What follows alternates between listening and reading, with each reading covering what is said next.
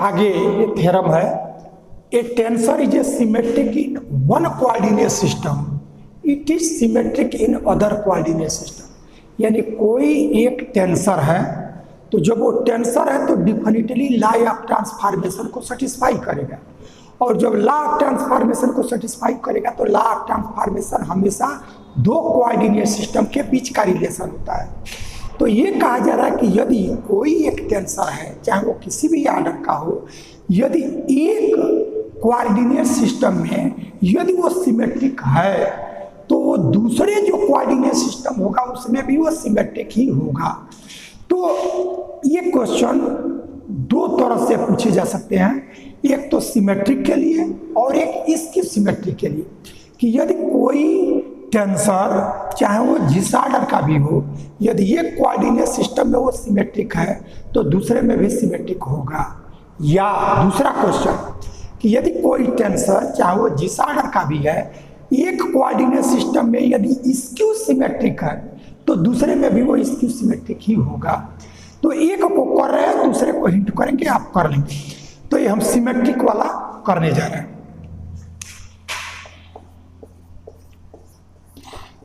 अब सिमेट्रिक वाले में क्या करेंगे कि कोई एक टेंसर ले लो, और टेंसर क्या लेना है, कंट्रावेरिएंट लेना है, कोवेरिएंट लेना है, ये हम पे डिपेंड कर रहा है। हम जो भी लेना चाहें, एक सिमेट्रिक टेंसर ले लें। तो हमने ले लिया कि let A I J be a tensor of second, let A I J be a covariant tensor of second order, covariant tensor of second order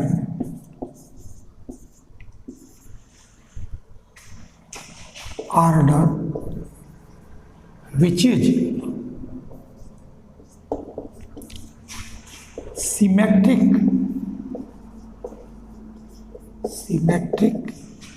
in xi coordinate system।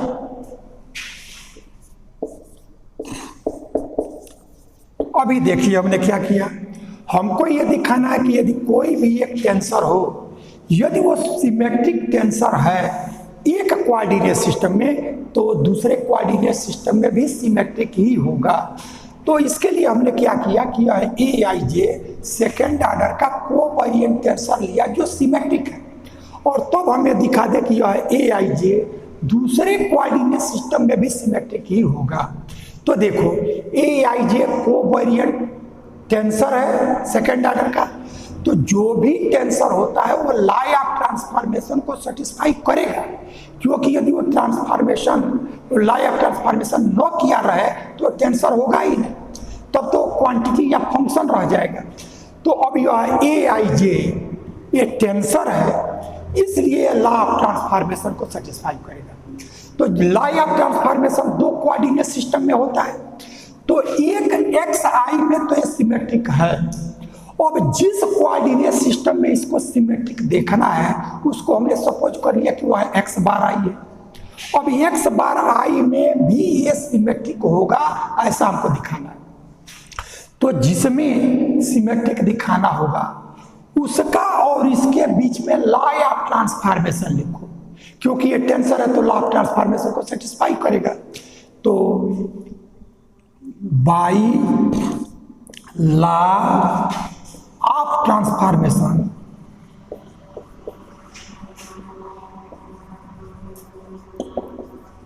We have,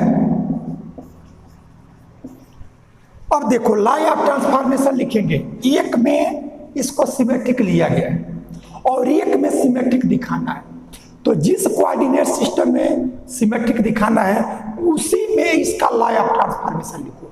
तब हमने क्या किया कि यह ए bar आई जे, अब x बार में हमें दिखाने जा रहे हैं कि यह ए आई जे जो एक्स आई में सिमेट्रिक है वो एक्स बार में भी सिमेट्रिक होगा।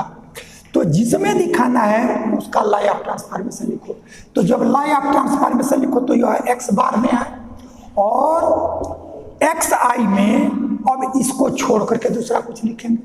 तो दूसरा कुछ लिखेंगे तो हमने ले लिया अल्फा बीटा और यह del x alpha upon del x bar आई, del x beta upon del x bar j. देखो क्या किया गया, हमने एक्स आई में इस टेंसर को सिमेट्रिक लिया और हमको ये दिखाना है कि यह एक्स बार में भी सिमेट्रिक हो जाए। तो यह एक्स बार में सिमेट्रिक तब होगा जब ए bar I J equal to ए बार जी आई जे। ऐसा यदि हम दिखा देंगे तो यह एक्स बार में भी सिमेट्रिक हो जाएगा। लेकिन एक्स आई में ये सिमेट्रिक है, ये क्वेश्चन में दिया गया है, ये हमने सपोज किया है। तो जिसमें हमको दिखाना है कि वो सिमेट्रिक है उसमें इसका लॉ ऑफ ट्रांसफॉर्मेशन लिख लो। तो चूंकि टेंसर है तो लॉ ऑफ ट्रांसफॉर्मेशन को सेटिस्फाई करेगा, ये हमने लिख लिया। अब ये जो टेंसर है वो एक्स आई में, एक्स आई में हमने सपोज किया है कि ये सिमेट्रिक है। अब तुम सोचोगे कि यहाँ तो आई जी और ये अल्फा बीटा है, ये इंडेक्स क्या, इससे मतलब नहीं है। मतलब ये है कि ये कोवेरिएंट है तो ये भी कोवेरिएंट है और दो ये सेकेंड ऑर्डर का ये है तो सेकेंड ऑर्डर का ये भी है। तो इंडेक्स जो भी रहे ये कोवेरिएंट का सेकेंड ऑर्डर का यदि कोई हमारा टेंसर है वो सिमेट्रिक है तो जो दो इंडेक्स रहेंगे उसमें इंटरचेंज करने पर उसकी वैल्यू में परिवर्तन नहीं। तब हम इसको ये चूंकि since A I J is symmetric in X I, this imply A alpha beta is equal to A beta alpha. ऐसा हो, ये चूंकि आई जे की जगह कोई इंडेक्स हम लिखेंगे, जो भी लिखेंगे सब में ये सिमेट्रिक होगा। तो अब ये अल्फा बीटा चूंकि सिमेट्रिक एक्स आई में तो लिया गया है, इसलिए एक्स आई में ये हमारा कंपोनेंट है तो सिमेट्रिक का कंडीशन को सेटिस्फाई करेगा। अब इसका यूज हम इसमें लिखें तो इसमें लिखेंगे तो इसको हमने सपोज कर लिया कि 10 equation 1 gives a bar ij is equal to a beta alpha और डेल एक्स। अब यहाँ थोड़ा सा ध्यान दें, यह तो एक्स आई में सिमेट्रिक लिया गया है इसलिए अल्फा और बीटा में इंटरचेंज किया जा सकता है। अब देखो ये पार्शियल डेरिवेटिव, ये पार्शियल डेरिवेटिव और ये सेकेंड ऑर्डर का नहीं है, फर्स्ट ऑर्डर का ये अलग है, फर्स्ट ऑर्डर का ये बीच में इसका प्रोडक्ट है। तो यदि सेकेंड ऑर्डर का होता तब हमारा जैसे यह डेल टू जेड और del X del Y is equal to del two Z del Y del X होगा कि नहीं होगा, कहा नहीं जा सकता। ये तो क्वेश्चन पे डिपेंड करेगा कि ये हमारा सिमेट्रिक है कि नहीं है। लेकिन ये तो आपका पार्शियल का ये प्रोडक्ट है, पहला पार्शियल ये है फर्स्ट ऑर्डर का और फर्स्ट ऑर्डर का ये है। तो इसका प्रोडक्ट है तो चाहे इसमें इसको प्रोडक्ट करो या इसमें, इससे उसकी वैल्यू में फर्क नहीं पड़ेगा। तब इसको चूंकि यह बीटा पहले आया है तो बीटा वाले को पहले लिख लो। तो डेल एक्स बीटा यही वैल्यू और डेल एक्स बार जे और यह डेल एक्स अल्फा और यह डेल एक्स बार आई, ऐसा लिख लिया गया। ठीक है ये। तो अभी क्या किया, एक्स बार में ये सिमेट्रिक होगा ये दिखाना है। तो यहाँ एक्स बार में कोई दो इंडेक्स ले लो और एक्स आई जिसमें हमने सपोज किया उसमें लॉ ऑफ ट्रांसफॉर्मेशन लिखो। चूंकि एक्स आई में सिमेट्रिक है इसलिए इसके इंडेक्स को चेंज करेंगे तो हमारा इसकी वैल्यू में कोई परिवर्तन नहीं होगा। अब ये तो पार्शियल डेरिवेटिव का प्रोडक्ट है तो चाहे इसको पहले लिखो या इसको पहले लिखो, उससे उसकी वैल्यू में फर्क नहीं होगा। तो यह बीटा पहले आया तो यह बीटा पहले लिख लिया, अल्फा यहाँ बाद में लिखा। अब आप देखो ये जो लॉ ऑफ ट्रांसफॉर्मेशन लिखा गया है तो इसका लॉ ऑफ ट्रांसफॉर्मेशन लिखने का तरीका आपको बताया गया, वैसे लिख लिया गया।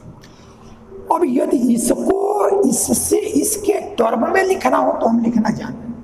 अब जरा ये देखो, क्योंकि हमको सिमेट्रिक दिखाना है तो ए बार आई जे को दिखाना होगा ए बार जे आई, यानी अब यह टर्म तुम्हारा एक्स बार में लाना।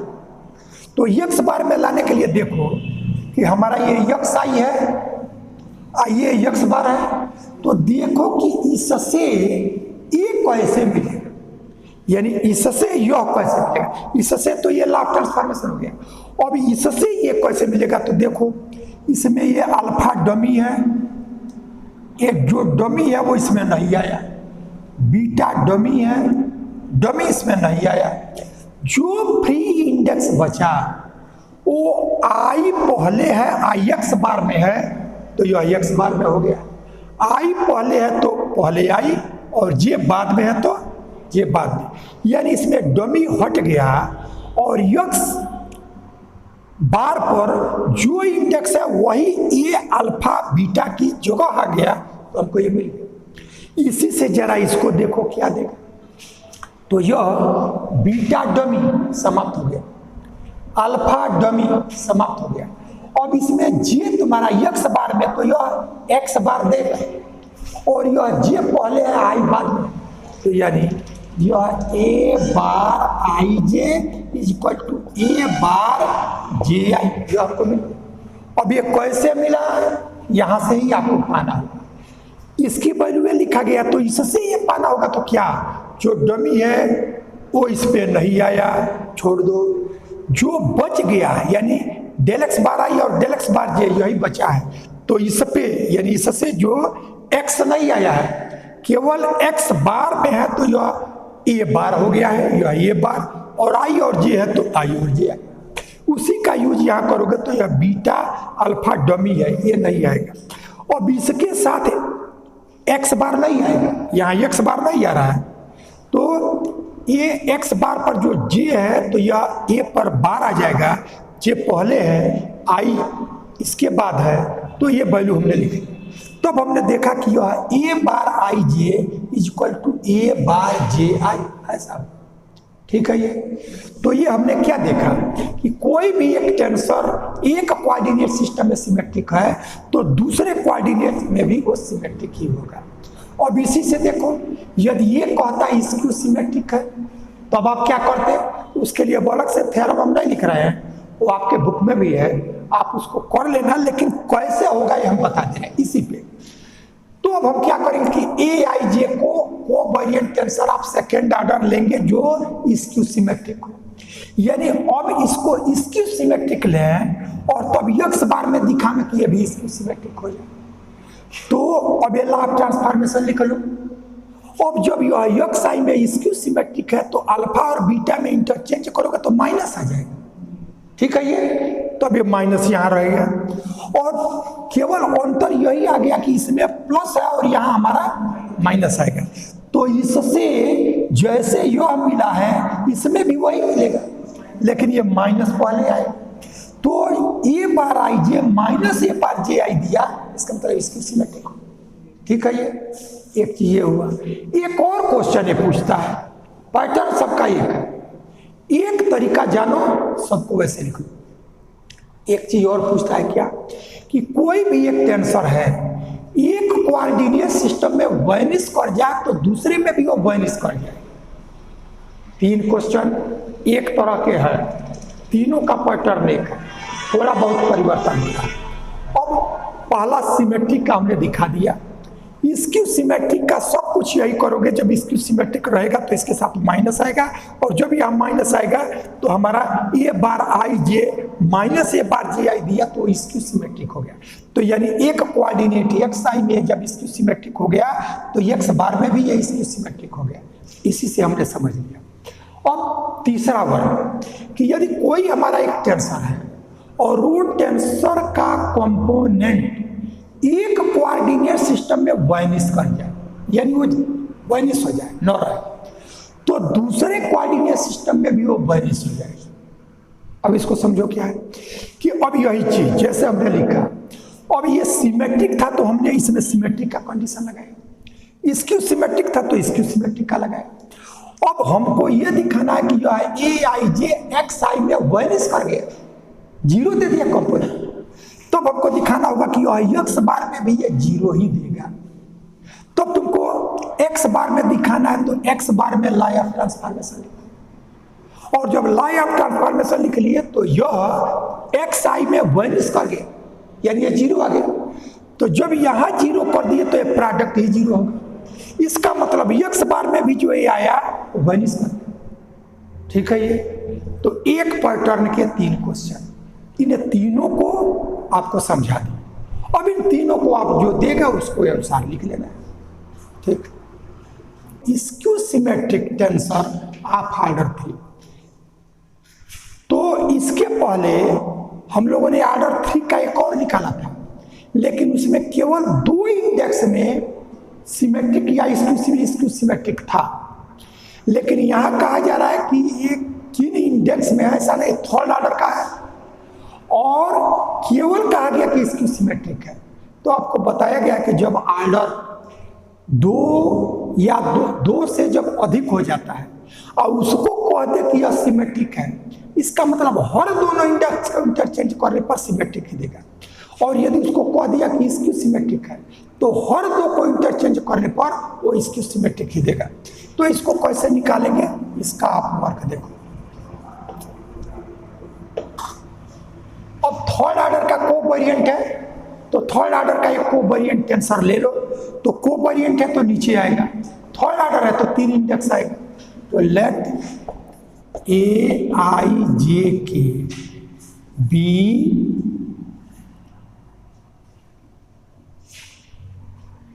स्क्यू सिमेट्रिक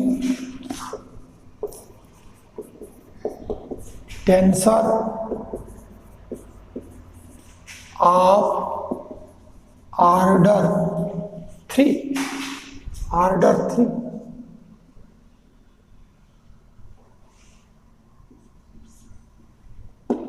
हमने ले लिया कि ए आई जे के एक स्क्यू सिमेट्रिक टेंसर है जो थर्ड ऑर्डर का है। ये क्वेश्चन में वही दिया गया।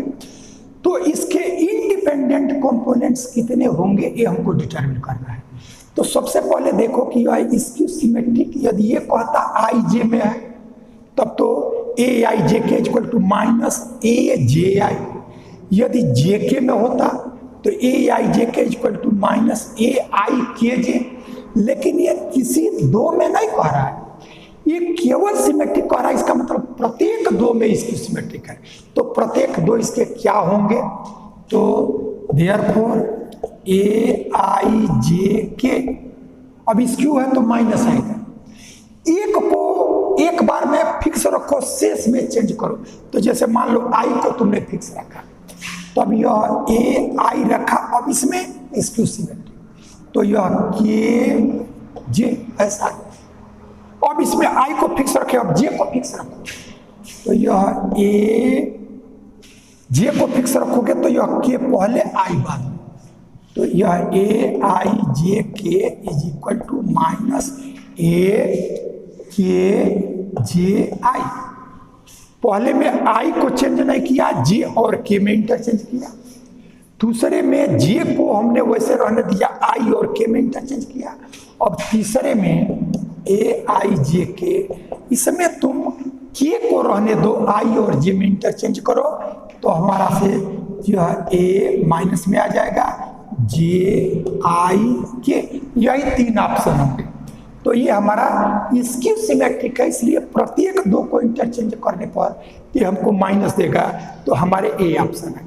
ठीक है। ये अब देखो इंडिपेंडेंट कंपोनेंट्स जब हम लेंगे इसके, तो आई जे के ये हमारा 1 से n तक वेरी कर रहा है, तो 1 से n तक वेरी करेगा। तो देखो ये इतने तरह के कंपोनेंट इसमें आएंगे। एक तो तीनों इक्वल हो जाए, तीनों 1 हो जाए, तीनों 2 हो जाए, यानी ये 1 1 2 2 से लेकर के n n। एक तो ये आएंगे कि तीनों इक्वल हो। ठीक है। ये अब दूसरी स्थिति है कि इसके 2 इक्वल हो, एक डिफरेंट हो, और तीसरी स्थिति है कि तीनों डिफरेंट हो। तब आप देखो ये तीनों इक्वल हो तो तीनों इक्वल में 1 होगा, 2 होगा, n तक होगा। अब इसमें एक डिफरेंट हो, 2 इक्वल हो, यानी 3 इक्वल तब 2 इक्वल। तो 2 इक्वल में ये हो सकता है कि जैसे मान लो तुम्हारा पहला आई और के, इस चीज को समझो। फर्स्ट 2 इक्वल, थर्ड डिफरेंट, एक स्थिति है। अब दूसरी स्थिति कि फर्स्ट और लास्ट इक्वल हो जाए, यानी यह ए आई जे आई 2 इक्वल हुआ तो ये। और एक स्थिति हमारा क्या है कि ये लास्ट, तब ये आई आपका वही रहा और लास्ट 2 इक्वल है, ठीक है ये। और तीसरी स्थिति की आई जे के तीनों ही डिफरेंट, ठीक है। अब आप देखो, यदि तीनों इक्वल हो तब ये हमको क्या देगा। तो अब तुम्हारा जैसे यह लिया गया है, कोई एक ले लो। सिंस हमने ये देखा कि अभी तक 3 स्थितियां होंगी। एक तो तीनों ही इंडेक्स इक्वल हो जाए, ठीक है ये। दूसरी स्थिति जैसे उसी का पर्टिकुलर नाम कर दिया गया तो ये आई। और इसमें ये रहा कि 2 इक्वल हो, एक डिफरेंट। तो 2 इक्वल में फर्स्ट 2 इक्वल, एक डिफरेंट। फर्स्ट और लास्ट 2 इक्वल, बीच का डिफरेंस। और लास्ट 2 इक्वल और फर्स्ट डिफरेंट। तो ये 3 स्थितियां इक्वल 2 हो तो ऐसा है। और तीसरी स्थिति कि तीनों ए आई जे k i different from j, different from k, तीनों अलग, ठीक है ये स्थिति बनेगी। अब तुम देखो, यदि तीनों इक्वल हो जाए तब इसकी क्या वैल्यू होगा। तो जैसे कोई एक ले लो, ए आई जे के इक्वल टू माइनस ए आई के जे, तीनों को सेम कर लो। तो सिंस ए आई जे के इज इक्वल टू माइनस ए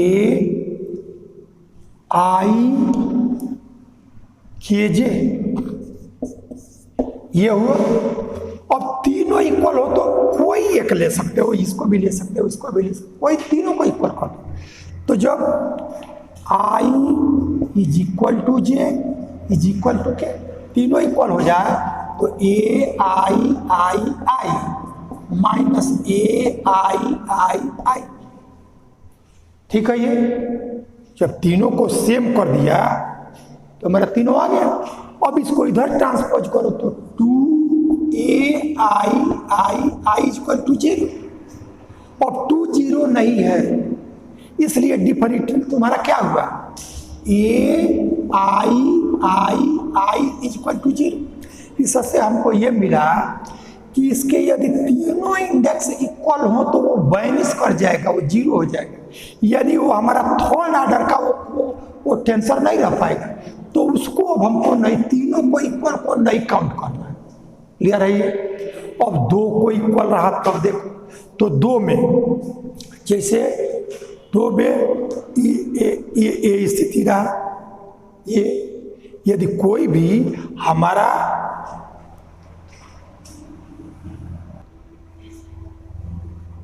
इसमें आई तुम्हारा यहाँ भी है, यहाँ भी है, पहले में कोई परिवर्तन नहीं हुआ है।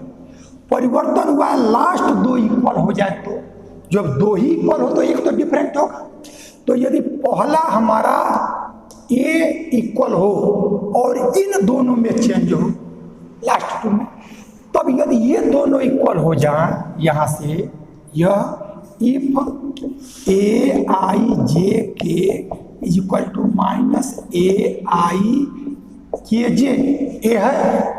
अब ये तुम्हारा फर्स्ट को इक्वल रखो और लास्ट, फर्स्ट को डिफरेंट रखो और लास्ट को इक्वल कर दो, तो जे और के दोनों को इक्वल कर दो। तो जो if J is equal to K, तो ए आई जे जे जिसमें इसक्यू सिमेट्रिक हुआ है उसी को इक्वल किया है। और यह माइनस ए आई जे जे, हमने जो डिफरेंट है उसको छोड़ दिया, जिसमें इसकी सिमेट्रिक है उसको हमने इक्वल कर दिया।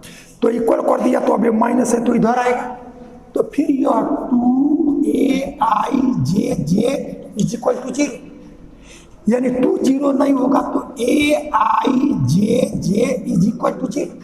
इससे आपको क्या मिला कि यदि लास्ट दो इक्वल हो तो वो बैलेंस कर जाएगा, ये लास्ट दो इक्वल हुआ तो। अब यही वर्क अब जरा इसमें देखो, तो इसमें देखो तो यहां से इस केस से इफ aij के, इसमें सेकेंड चेंज नहीं हुआ है, इसकी सिमेट्रिक तुम्हारा आई और के में हुआ है, तो जिसमें इसकी सिमेट्रिक हुआ उसी को इक्वल करो, तो ये वैल्यू माइनस ए और यह के जे आई। तो अब यहां से इफ के इज इक्वल टू आई, आई और के दोनों इक्वल हो जाए, तो अभी हमको क्या दिया, ए आई जे और फिर आई, और यहां से माइनस ए आई जे आई, यानी के को हमने, के को यहां भी आई लिख दिया और के को यहां भी आई लिख दिया, ठीक है ये। और फिर ये इक्वल हो गया है, इसका मतलब ये आएगा तो 2 times A I J I is equal to 0, और this imply A I J I is equal to 0। तो अभी दो चीज आपने दिखाया कि यदि लास्ट दो इक्वल हो जाए, फर्स्ट डिफरेंट रहे तो वो 0 दे देगा, ये फर्स्ट और लास्ट इक्वल रहा, बीच वाला डिफरेंट रहेगा तो भी 0 देगा। अब लास्ट जो बचा है उसको देखो, यह इससे ए आई जे के इज इक्वल टू माइनस ए जे आई के। अब जो हमारा दोनों में सेम है प्लेस पे उसको नहीं चेंज करना है, जो इसकी सिमेट्रिक हो रहा है उसी को इक्वल करना है। तो if i is equal to j, इसी में इसकी सिमेट्रिक हो रहा है, तो ए आई के और यहां से माइनस ए आई के, ऐसा हो। अब इसको इधर ट्रांसपोज करो तो फिर ये 2 टाइम्स, यानी ए आई के इज इक्वल टू 0। अभी तक हम लोगों ने 3 वर्क जो थे कि ए आई जे के तीनों इंडेक्स इक्वल हो जाए तो वो बैलेंस कर दे। यदि इसमें 2 इक्वल हो, एक डिफरेंट हो, तो 2 इक्वल में लास्ट का 2 इक्वल हो तो भी 0, फर्स्ट और लास्ट का इक्वल हो तो भी 0, और फर्स्ट 2 इक्वल हो तो भी 0, यानी 2 भी इक्वल आया तो भी हमारा 0। यानी ये नॉन 0 तभी देगा जब तीनों डिफरेंट रहे, ठीक है। ये अब तीनों डिफरेंट रहेंगे तो इसके कितने कंपोनेंट आएंगे, इस बात को यहां समझना है। आई जे के 3 प्लेस है, ये 3 प्लेस है और ये 1 से n तक वेरी कर रहा है, तो n के द्वारा 3 प्लेस को भरना हो और तीनों डिफरेंट इक्वल ना हो, तब उसके तीनों प्लेस को भरने की जो संख्या होती है वो NC3, यानी 3 डिफरेंट से भरना है और 3 प्लेस भरना है, और वो जो है वो 1 से n तक वेरी करना है, इसलिए इसके डिफरेंट कंपोनेंट जो होंगे वो NC3 होंगे, ठीक है। ये तो ए आई जे k has non vanishing different components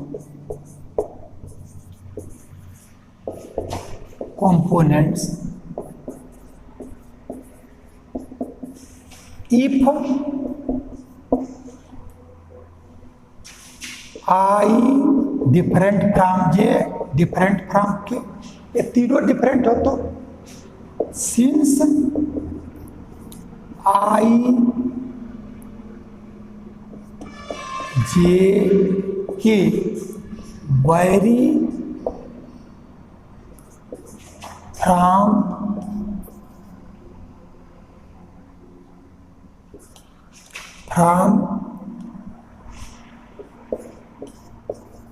1 to n,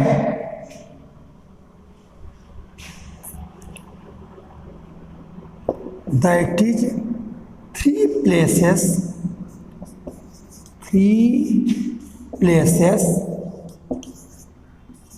I, J, K are filled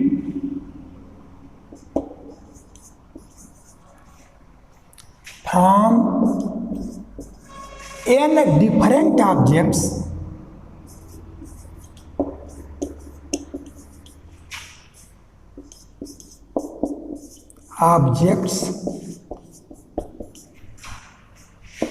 then total number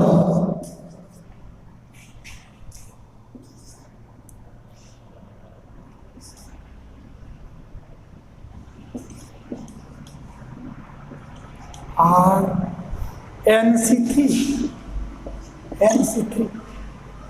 I जे के 3 प्लेस है और I भी 1 से n तक, J भी 1 से n तक, K भी, लेकिन ये तीनों डिफरेंट है।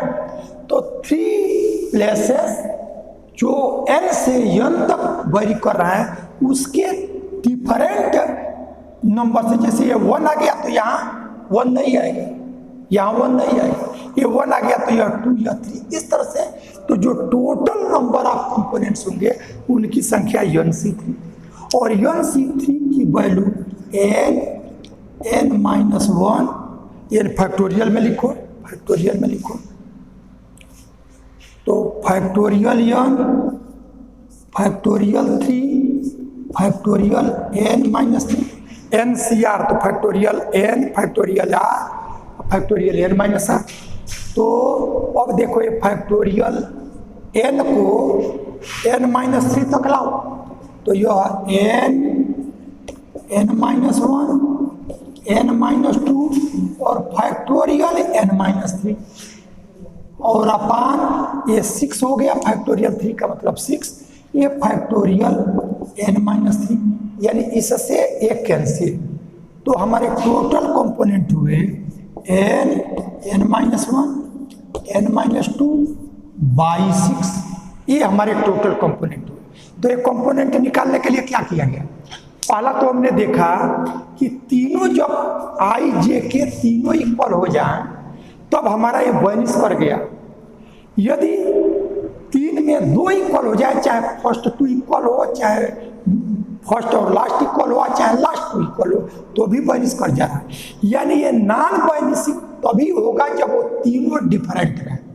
तो और ये I, J, K हमारे 1 से n तक वेरी कर है, तो 3 प्लेस को जो n डिफरेंट ऑब्जेक्ट्स हैं उनसे फिल करना हो तब हमारे जो टोटल नंबर होंगे वो NC3 होंगे, और NC3 का यही होगा। तो इतने हमारे डिफरेंट कंपोनेंट्स होंगे, ये हमारा work. Prove that partial derivative of A tensor of order 0, यानी कोई एक टेंसर हो जिसका ऑर्डर 0 हो तो उसका पार्शियल डेरिवेटिव लोगे तो वह फर्स्ट ऑर्डर का कोवेरिएंट टेंसर होगा। अब इसमें एक चीज और दिखाना है, but partial derivative of A covariant tensor, यानी कोई कोवेरिएंट टेंसर हो उसका पार्शियल डेरिवेटिव लो तो वो सेकेंड ऑर्डर का टेंसर नहीं होगा। यानी क्या हुआ, 0 ऑर्डर का यदि टेंसर है तो उसका पार्शियल डेरिवेटिव 0 से एक अधिक 1 ऑर्डर का टेंसर होगा, लेकिन 1 ऑर्डर का यदि कोवेरिएंट टेंसर है तो उसका कोवेरिएंट डेरिवेटिव यानी उसका पार्शियल डेरिवेटिव 1 से एक अधिक यानी 2 ऑर्डर का वो टेंसर नहीं होगा। अब ये चीज हमको दिखाना है, तो अब देखिए कैसे इसको दिखाएंगे। तो हम क्या करते हैं, पहले 0 ऑर्डर का टेंसर लें और उसका पार्शियल डेरिवेटिव करें, और जब पार्शियल डेरिवेटिव करेंगे तो वो हमको दिखाना पड़ेगा कि वो फर्स्ट ऑर्डर का टेंसर है। तो उस चीज को हम क्या करेंगे, जब फर्स्ट ऑर्डर का टेंसर रहता है यदि कंट्रावेरिएंट, तो हम क्या करते हैं कि ए पर ऊपर 1 इंडेक्स लिखते हैं, लेकिन यदि आप कंट्रावेरिएंट रहे तो ऊपर लिखते हैं, कोवेरिएंट रहे तो नीचे लिखते हैं। लेकिन जीरो ऑर्डर का, तो जीरो ऑर्डर का इसका मतलब उस पर कोई इंडेक्स नहीं लिखना है।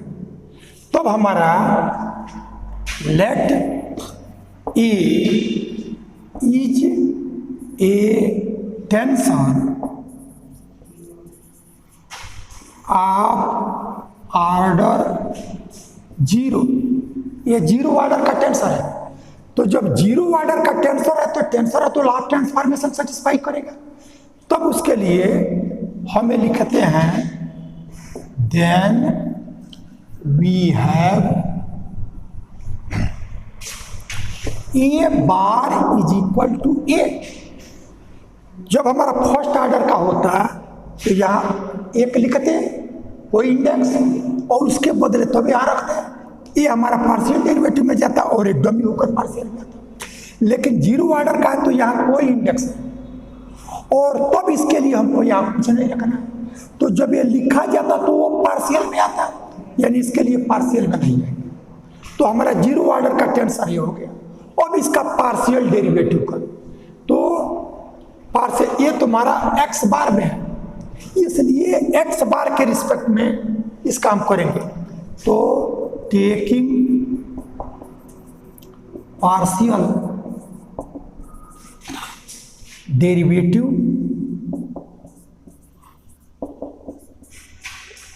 With respect to x bar i, चूंकि ये एक्स बार में है और इसका पार्शियल डेरिवेटिव करना है तो यह एक्स बार के ही रिस्पेक्ट में इसका करेंगे।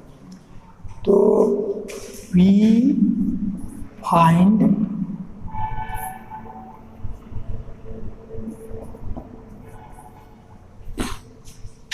Del A bar upon del x bar i, इसका रिस्पेक्ट में पार्शियल डेरिवेटिव। और भी एक चीज आप यहां देखो, आप ये देखोगे कि ये हमारा एक्स बार में है और ये हमारा एक्स आई में है, और हम पार्शियल डेरिवेटिव कर रहे हैं एक्स बार के रिस्पेक्ट में। तो एक्स आई का जो फंक्शन होगा वो हमारा एक्स बार के रिस्पेक्ट में नहीं होगा, वो एक्स आई के जैसे तुम्हारा ये जनरल समझने के लिए ये e to the power X square, यदि ऐसा हो तब हम क्या करते हैं कि ये एक्स स्क्वायर का फंक्शन है तो हम इसको पहले एक्स स्क्वायर के रिस्पेक्ट में करते हैं, ठीक है ये। या तुम्हारा वाई एक्स का फंक्शन है तो e टू दी पावर यदि y है तब तुम और x के रिस्पेक्ट में करना है, तब तुम क्या करते हो कि यह del e to the power y, ये y x का फंक्शन है तो del e to the power y upon a del y into del y by del x, यानी ये जिसका फंक्शन है तो जिसका फंक्शन है उसके रिस्पेक्ट में करो, और तब इसको जिसके रिस्पेक्ट में करना है उसको करो, ठीक है ये। या अभी तुम किए थे e to the power X square, तो हम इसको एक्स स्क्वायर के रिस्पेक्ट में करते हैं और तब एक्स स्क्वायर को फिर एक्स के रिस्पेक्ट में करते हैं। तो यही वर्क हमको यहाँ करना पड़ेगा। तो ये एक्स बार के रिस्पेक्ट में हम कर रहे हैं, और ये हमारा ये तो एक्स बार का हो है तो कर लिया गया, लेकिन ये हमारा एक्स आई का है। तब हम क्या करेंगे कि यह डेल ए अपान डेल एक्स जे। अब हम आई है तो डिफरेंट कोई लिखेंगे, लेकिन ये एक्स बार में नहीं, एक्स जे के रिस्पेक्ट, और जिसके रिस्पेक्ट में करेंगे उसको फिर जिसके रिस्पेक्ट में किया जा रहा है उसके रिस्पेक्ट में। ये डिफरेंशिएशन समझ में आ रहा है। ये एक्स बार का फंक्शन है तो एक्स बार के रिस्पेक्ट में किया, तो जिसका है उसके रिस्पेक्ट में कर लिया। अब यह एक्स आई में है, एक्स बार में नहीं है, तो इसका डिफरेंशिएशन एक्स कोऑर्डिनेट सिस्टम में ही होगा, तो हम इसको एक्स कोऑर्डिनेट सिस्टम के रिस्पेक्ट में करेंगे, और जिसके रिस्पेक्ट में करेंगे तो चूंकि करना इससे है तो इसको फिर इसके रिस्पेक्ट में, जैसे अभी आपको बताएगा, ठीक है ये। तो इस तरह से ये चीजें हमने लिख लिया। अब ये देखो कि ये जीरो ऑर्डर का टेंसर था, इसका पार्शियल डेरिवेटिव किया। अब देखें कि कि ये partial derivative law of transformation को ये सेटिस्फाई करेगा तब ये टेंसर होगा, और लॉ ऑफ ट्रांसफॉर्मेशन को सेटिस्फाई नहीं करेगा तो टेंसर नहीं होगा। तो अब देखो यह एक्स बार में, ये दोनों टर्म एक्स बार में है और ये हमारा एक्स आई में है, तो जो इंडेक्स है उसको छोड़ करके लिखा जाता है, तो यह आई छोड़ करके लिखा गया। अब ये इधर का नीचे है तो ये नीचे ही आएगा और ये हमारा डमी हो जाएगा। इसका मतलब ये लॉ ऑफ ट्रांसफॉर्मेशन से सही है, ठीक है ये। और लॉ ऑफ ट्रांसफॉर्मेशन जब सही है तो वो उतने ही ऑर्डर का टेंसर होता है जितने उस पर इंडेक्स होते हैं। तो इस टोटल पर यानी इसका पार्शियल डेरिवेटिव ये होगा, तब इस पर इंडेक्स 1 आए और ये नीचे आया, इसका मतलब ये हमारा फर्स्ट ऑर्डर का कोवेरिएंट टेंसर होगा, ठीक है ये। तो which shows that del a bar upon del x bar I is a covariant tensor of order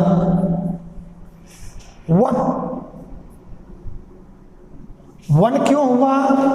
क्योंकि इस टोटल में एक ही इंडेक्स आई है, एक ही इंडेक्स आई है।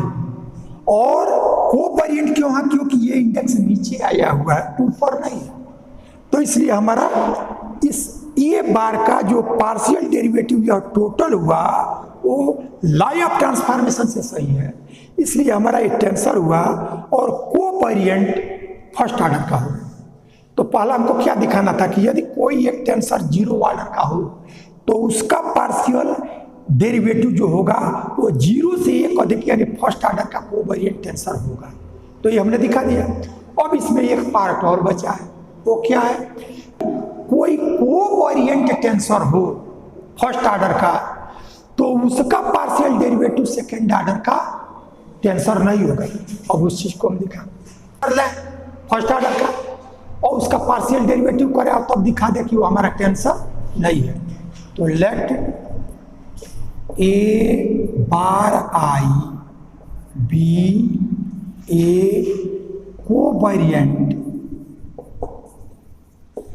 टेंसर, कोवेरिएंट टेंसर ले लिया।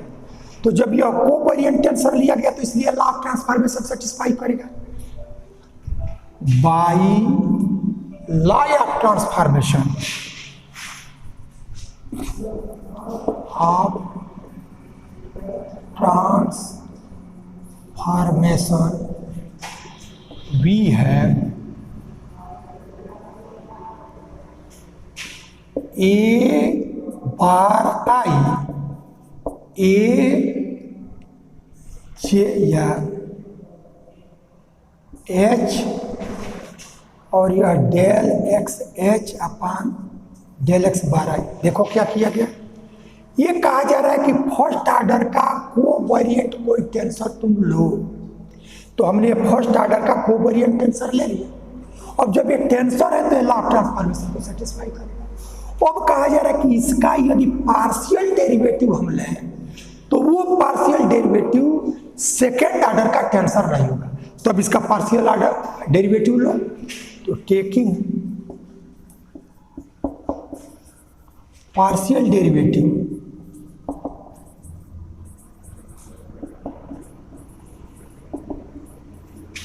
With respect to x bar j. अब यह आई एक आया हुआ है तो x bar j we have, देखिए इसका partial derivative x bar j के रिस्पेक्ट में। तो चूंकि एक्स बार में अभी है एक्स बार के रिस्पेक्ट में कर रहे हैं तो दोनों सेम कोऑर्डिनेट सिस्टम है, इसलिए हमारा हो जाएगा डेरिवेटिव यह आई अपान डेल एक्स बार जे, इसका पार्शियल डेरिवेटिव हो गया। अब इधर देखो ये दो का प्रोडक्ट है, एक तो यह टेंसर कंपोनेंट है और एक पार्शियल डेरिवेटिव, दो का प्रोडक्ट है। तो पहले को डिफरेंशिएट करो, दूसरे को रखो, प्लस पहले को रखो, दूसरे को डिफरेंशिएट करो।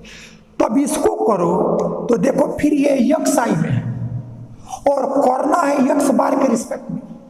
तो जैसे अभी इसके पहले किया कि जब यक्स आई का हो तो वह यक्स आई के रिस्पेक्ट में होगा, और जिसके रिस्पेक्ट में करोगे उसका फिर यक्स बार के जे के रिस्पेक्ट में, अभी जो किया गया।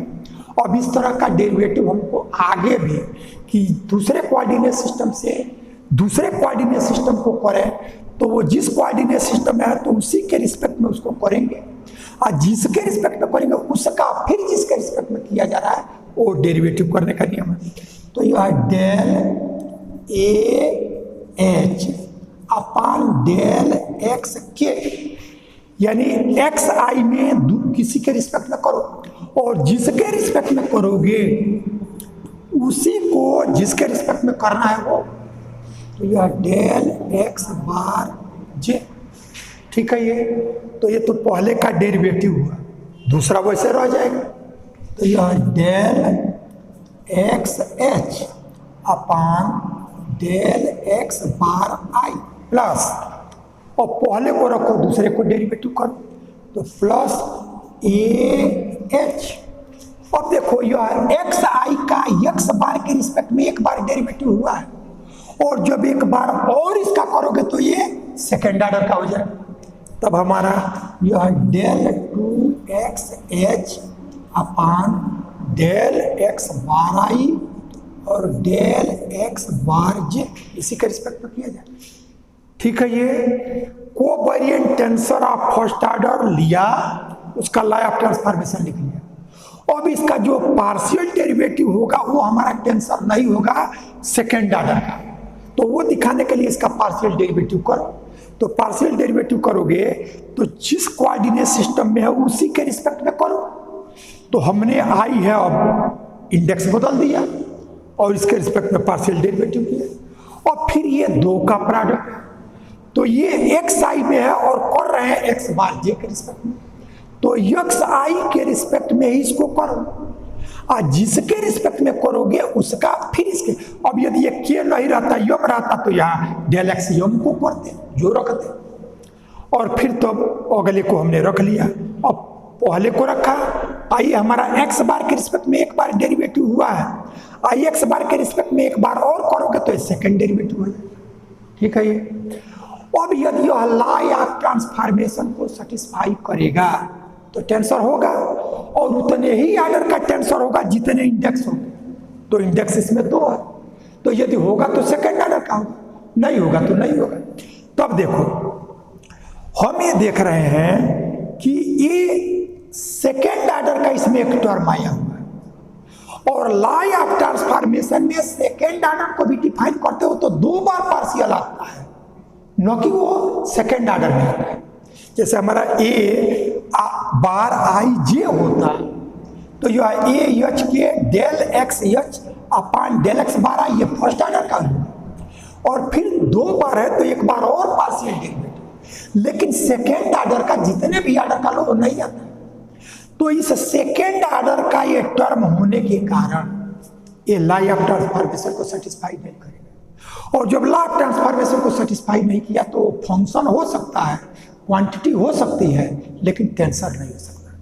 तो due to second order term the partial derivative of A bar I with respect to x bar J is not a tensor. और इसको लिखो second order term del 2x h upon del x bar I del x bar J in equation 1 del A bar I upon del x bar J is not a tensor because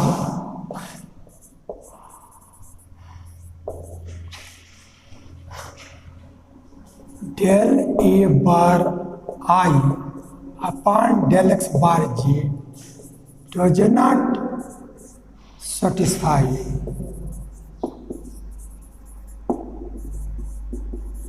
the lie of transformation.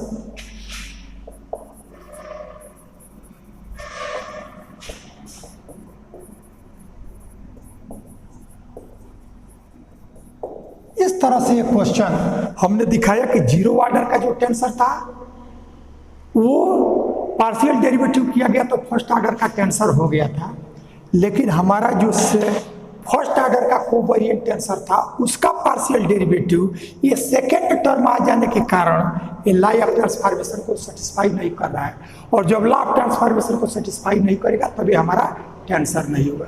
तो इस तरह से ये work हम लोगों ने complete कर लिया।